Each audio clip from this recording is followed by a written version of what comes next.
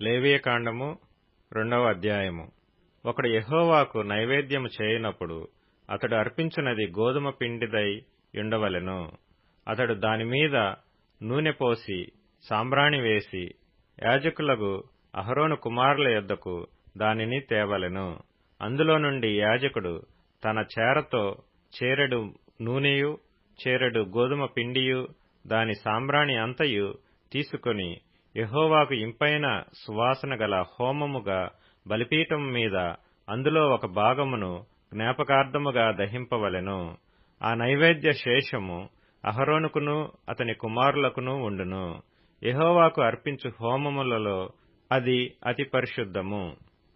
నీవు పొయ్యిలో కాల్చిన నైవేద్యము చేయునప్పుడు అది నూనె కలిసినదియు పొంగనిదియు నైనా గోదుమ పిండి అప్పడములే గాని నూనె రాచినదియు పొంగనిదియు నైనా పూరీలే గాని కావలెను. నీ అర్పణము పెనం మీద కాల్చిన నైవేద్యమైన ఎడల అది నూనె కలిసినదియు పొంగనిదియు నైనా గోదుమ పిండిదై యుండవలెను. అది నైవేద్యము గనుక నీవు దాని ముక్కలుగా త్రుంచి వాటి మీద నూనె పోయవలెను. నీవు అర్పించునది కుండలో వండిన నైవేద్యమైన ఎడల నూనె కలిసిన గోదుమ పిండితో దానిని చేయవలెను.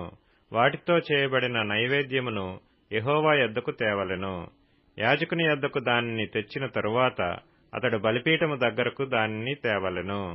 అప్పుడు యాజకుడు ఆ నైవేద్యములో ఒక భాగమును జ్ఞాపకార్థముగా తీసి బలిపీఠము మీద యెహోవాకు ఇంపైన సువాసన గల హోమముగా దాని దహింపవలెను. ఆ నైవేద్య శేషము అహరోనుకును అతని కుమారులకును చెందును. యెహోవాకు అర్పించు హోమములలో అది అతి పరిశుద్ధము.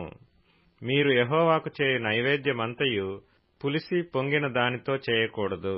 ఎలయనగా పులిసినదైనను తేనె అయినను యెహోవాకు హోమముగా దహింపవలదు. ప్రథమ ఫలముగా యెహోవాకు వాటిని అర్పింపవచ్చును గాని బలిపీఠం మీద ఇంపైన సువాసనగా వాటిని అర్పింపవలదు. నీవు అర్పించు ప్రతి నైవేద్యమునకు ఉప్పు చేర్చవలెను. నీ దేవుని నిబంధన యొక్క ఉప్పు నీ నైవేద్యం మీద ఉండవలెను. నీ అర్పణములన్నిటితోనూ ఉప్పు అర్పింపవలెను.